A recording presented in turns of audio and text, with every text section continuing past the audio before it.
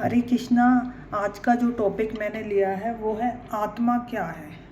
तो आत्मा, सबको पता है कि हम शरीर नहीं है, हम क्या है, हम आत्मा है। सिर्फ ये पता चलने से ही बात नहीं बनती, हमें उस लेवल पर काम भी करना पड़ेगा।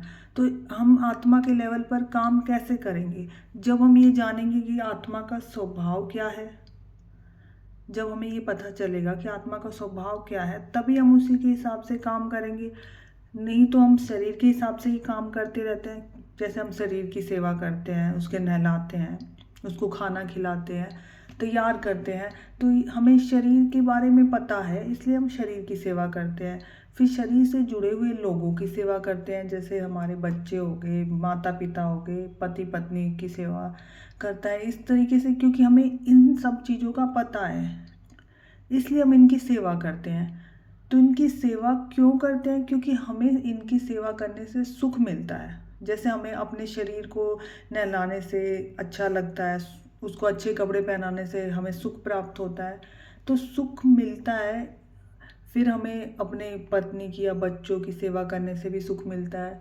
फिर अगर उनसे भी सुख प्राप्त नहीं होता तो कई व्यक्ति अब आजकल कुत्ते बिल्ली की सेवा करते हैं, वहाँ से भी अगर उसको सुख प्राप्त नहीं होता है तो समाज की सेवा करने लगता है। तो इन सब से हमें सुख प्राप्त होता है, परंतु वो सुख एक बिंदु के समान है। वो बहुत कम सुख होता है, क्षणिक होता है, थोड़ी देर के लिए तो हमें प्राप्त होता है, हमें संतुष्टि मिलती है, पर बाद में हम फिर से अशांत हो जाते हैं। तो ऐसा क्यों होता है? क्योंकि वो शरीर के हिसाब से हमने काम किया, हमने आत्मा के हिसाब से काम नहीं किया। जैसे ये शरीर हमें कहाँ से मिला? अपने माता पिता से मिला। तो हमारा सबसे प्रथम कर्तव्य इस शरीर का क्या है? जहाँ से आपको यह शरीर प्राप्त हुआ, अर्थात आपके माता पिता से आपको यह शरीर प्राप्त हुआ है, तो आपको आपके माता पिता की सेवा करनी चाहिए।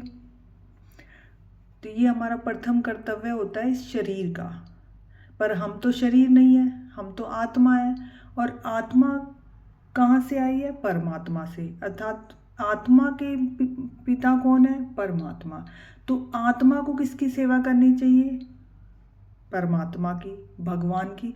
तो ये एक साइंस है, ये कोई मैथोलॉजी नहीं है, कोई इल्यूजन नहीं है। शरीर क्योंकि हमें माता पिता से प्राप्त हुआ है, इसलिए शरीर की जो कर्तव्य है वो उनकी सेवा करना है। परंतु आत्मा जो है वो भगवान से हमें प्राप्त हुई है, तो आत्मा का जो कार्य है वो भगवान की सेवा करना है। और आत्मा का मुख्य जो कार्य सेवा करना ही है। हमें भगवान ने सेवा करने के लिए ही पैदा किया है।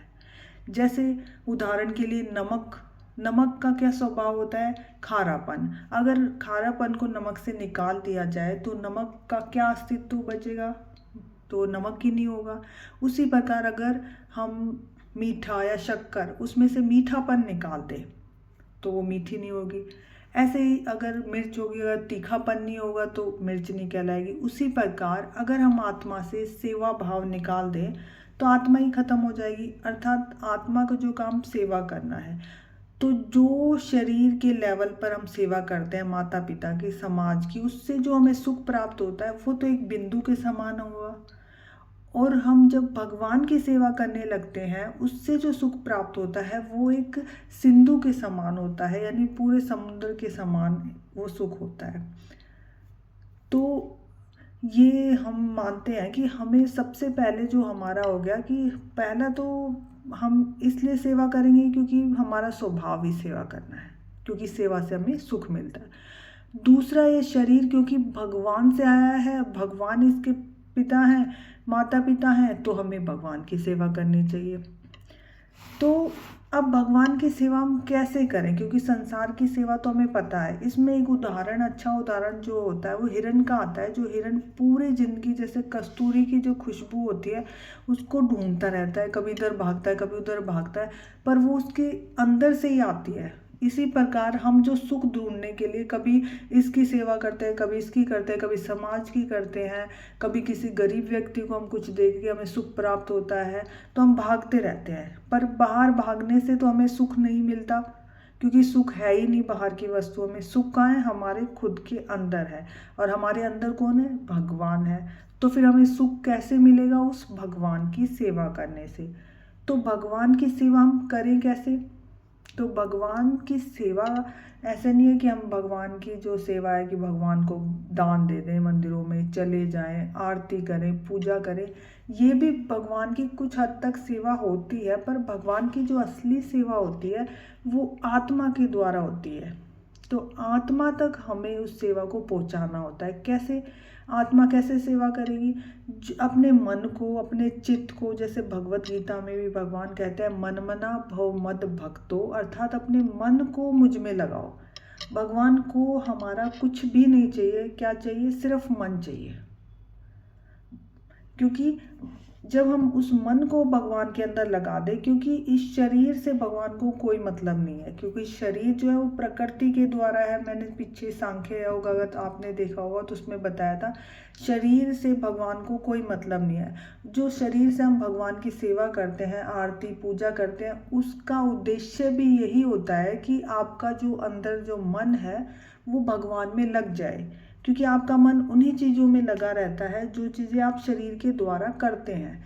इसीलिए सबसे पहले इस शरीर को भगवान की सेवा में हम लगाते हैं, ताकि जब शरीर लगेगा तो धीरे धीरे मन लगना शुरू हो जाएगा।